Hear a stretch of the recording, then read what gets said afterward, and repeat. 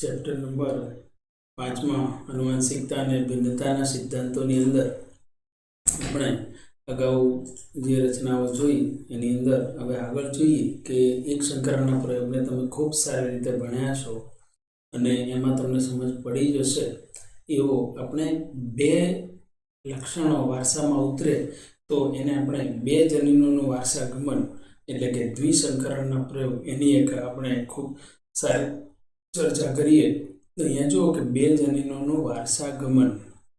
હવે બે જનીનનું વારસાગમન એ આપણે કહીશું દ્વિસંકરણનો પ્રયોગ. એમાં પિતૃપેઢી તરીકે જો પેલામાં ફક્ત ઊંચા અને નીચા છોડ લીધા હતા, અહીંયા બીજનો રંગ અને બીજનો આકાર બંને લક્ષણોને ધ્યાનમાં લેવાના છે. એટલે અહીંયા બે જનીનોનું વારસાગમન કરવાનું છે. અહીંયા જો કે ગોળ અને પીળા બીજ લીધા છે, આકાર ગોળ છે અને બીજ પીળા છે, બરાબર સમજી લો. એટલે કે ગોળ પીળા બીજ અને બીજો જે બીજ છે બીજા બીજ લીધા એ ખરબચડા, ગોળની સામે ખરબચડા અને રંગમાં લીલા. હવે જે આકારની વાત કરીએ તો આકારમાં અહીંયા બે થશે કે ગોળ માટે એ પ્રભાવી આર જનીન જવાબદાર છે અને એની સામે એનું પ્રચ્છન્ન જનીન સ્મોલ આર છે જે ખરબચડા લક્ષણ માટે જવાબદાર છે. એ રીતે વાય જે છે એ પીળો રંગ એ પ્રભાવી છે અને લીલો રંગ સ્મોલ વાય એ પ્રચ્છન્ન છે. હવે આ બંને વિરોધાભાસી લક્ષણો ધરાવતા છોડ વચ્ચે જ્યારે સંકરણ કરવામાં આવે તો આપણને અહીંયા F1 પેઢી મળશે. હવે આની અંદરથી જન્યુઓ પેલામાં આપણે એક ટી અને સ્મોલ ટી કાઢતા હતા એટલે કે વિશ્લેષણ થતું હતું. હવે અહીંયા જુઓ કે કેપિટલ RR છે એમાંથી એક આર આવશે અને કેપિટલ YY માંથી એક વાય આવશે એટલે એક જન્યુ બનશે RY. હવે આ ખરબચડા લીલાની વાત કરીએ તો સ્મોલ આર આવશે અને વાય આવશે. એટલે અહીંયા આ બંને જન્યુઓ વચ્ચે જે પ્રજનનની જે ક્રિયાઓ છે એકને નર તરીકે લેવાનું છે એકને માદા તરીકે, અને એમાંથી નર જન્યુ અને માદા જન્યુ એ બંને વચ્ચે સંકરણની ક્રિયાઓ થશે. એટલે F1 પેઢીની અંદર આ બંને જન્યુઓ ભેગા થશે એટલે બીજ બધા શું મળશે અહીંયા R, small R, capital Y અને સ્મોલ વાય. હવે અહીંયા જુઓ કે અહીંયા ગોળ અને પીળા જ મળ્યા. કારણ શું? કારણ કે પ્રભાવી કોણ છે? આપણે આર પ્રભાવી છે અને બીજો વાય પ્રભાવી છે. કેપિટલ આર હોય એટલે ગોળ આકાર આવે અને કેપિટલ વાય હોય એટલે રંગ પીળો આવે. એટલે F1 પેઢીના તમામ છોડો બધા જ ગોળ અને પીળા હશે.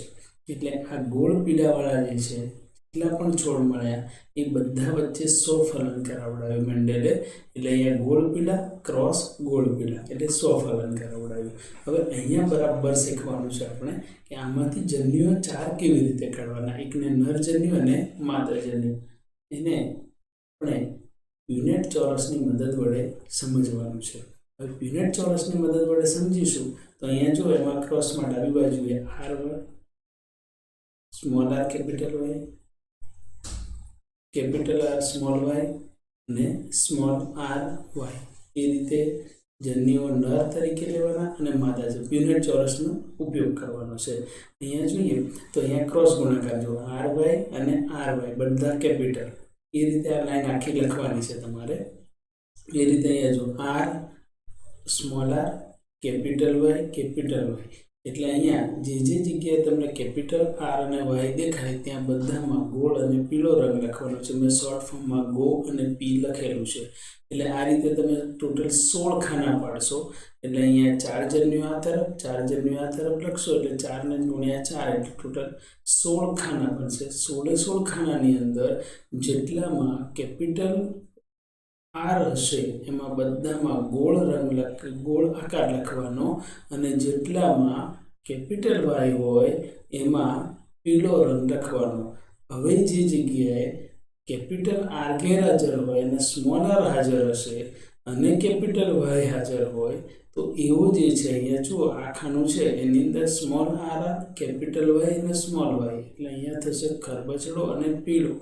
એટલે આવા જે ખાનાઓ છે એ પ્યુનેટ ચોરસની અંદર કમ્પ્લીટલી તમારે લખવાના અને F2 પેઢીનું જે પરિણામ છે એ પરિણામ મળશે ગોળ પીળા 9 મળશે, ગોળ લીલા 3 મળશે, ખરબચડા પીળા 3 મળશે, ખરબચડા લીલા 1 મળશે. એટલે આનું જે પ્રમાણ છે 9, 3, 3 અને 1 થશે. બહુ સ્પષ્ટ અને સરસ મજાનું આ ઉદાહરણ છે અને એના આધારે આપણે આની જે નોટ છે એ તમે તમારા ટેક્સ્ટબુકની અંદરથી હજી એકવાર કમ્પ્લીટ વાંચી અને લખજો એટલે તમને ખ્યાલ આવશે બરાબર. એટલે બે ભિન્ન લક્ષણો ધરાવતા છોડ પર પ્રયોગો કરેલા, પીળા ગોળ બીજ અને લીલા ખરબચડા સાથે કરાવડાયું અને F1 પેઢીમાં આપણને કયા મળ્યા? બધા જ પીળા ગોળ બીજ મળ્યા. પીળો જે રંગ છે એ લીલા રંગ પર પ્રભાવી છે અને ગોળ આકારે ખરબચડા આકાર પર પ્રભાવી છે. આ પ્રયોગમાં પીળા રંગ માટે આપણે લેવાનું છે કેપિટલ વાય અને લીલા રંગ માટે સ્મોલ વાય. એ રીતે આકારમાં ગોળ આકાર માટે કેપિટલ આર અને ખરબચડા માટે સ્મોલ આર સંજ્ઞાઓ લેવાની. અને F1 પેઢીમાં જે છે એમાં પ્રભાવી લક્ષણો ધરાવતા પીળા ગોળ બીજ આપણને જોવા મળે. એની વચ્ચે સ્વફલન આપણે કરાવડાવ્યું અને ચાર્ટ મુજબનું જે પ્યુનેટ ચોરસનો ચાર્ટ બનાવ્યો એ ચાર્ટ મુજબ આપણને પરિણામ મળ્યું અને પરિણામ યાદ રાખવાનું છે 9, 3, 3 અને 1. અહીંયા જુઓ કે ગોળ પીળા, અહીંયા તમને કોઈ જગ્યાએ મધ્યમ મિક્સિંગ કોઈ કલર જોવા નથી મળ્યો. એટલે મેન્ડલના જે લક્ષણો છે એમાં મુક્ત વિશ્લેષણ બહુ સ્પષ્ટ રીતે આપણને જોવા મળે, જેને આપણે કહીશું મુક્ત વહેંચણીનો નિયમ. મુક્ત વહેંચણી એટલે શું? તો અહીંયા તમે જોયું કે પીળા ગોળ છે, લીલા ખરબચડા છે, પણ બંને વચ્ચે કોઈ વચ્ચેનો રંગ કે વચ્ચેનો કોઈ આકાર જોવા મળતો નથી. એટલે અહીંયા કે બે લક્ષણોની બે જોડ જ્યારે સાથે આવે સંકરણમાં, લક્ષણોની બે જોડ સાથે છે ત્યારે કોઈ એક જોડનું લક્ષણ બીજી જોડના લક્ષણથી સ્વતંત્ર રીતે અહીંયા વિશ્લેષણ પામે છે. વચ્ચેનું કોઈ લક્ષણ આપણને જોવા મળતું નથી. એટલે F1 પેઢીની વાત કરીએ તો F1 પેઢીમાં capital R small R, capital Y small Y છે. એટલે બધા જ પીળા ગોળ છે અને એની અંદર અર્ધીકરણ થશે એટલે અંડકોષ અને પરાગરજ બંને નર અને માદાજન્ય બંનેનું ઉત્પાદન એ સમયે થશે ત્યારે બે જોડના મુક્ત વિશ્લેષણને સમજો આપણે પ્યુનેટ ચોરસની વાત કરીએ. એનો ઉપયોગ પણ અગાઉ આપણે કરેલો છે. એ પ્યુનેટ ચોરસની અંદર જોઈશું તો એક જોડ જનીનો આર, કેપિટલ આર, બરાબર, એક જોડ જનીનો કેપિટલ આર અને સ્મોલ આરના વિશ્લેષણનો વિચાર કરીએ તો 50% જે જન્યુઓ છે, F1 પેઢીની વાત છે અહીંયા, 50% જે જન્યુઓ છે એ જન્યુઓની અંદર કેપિટલ આર જનીન અને 50% જન્યુઓમાં સ્મોલ આર છે. કારણ કે અહીંયા મુક્ત વહેંચણી થવાની છે એટલા માટે. એવી જ રીતે તમે જો કેપિટલ વાય અને સ્મોલ વાયનો વિચાર કરશો, અહીંયા જેમ કેપિટલ આર અને સ્મોલ આર F1 પેઢીના આ રહ્યા છો, આના જે જનીનો છે એની અંદર 50%માં આર, બરાબર, અને સ્મોલ આર પણ 50%માં. એ રીતે કેપિટલ વાય અને સ્મોલ વાય એની વાત કરશો તો એમાં પણ 50-50% રેશિયો આપણને મળશે.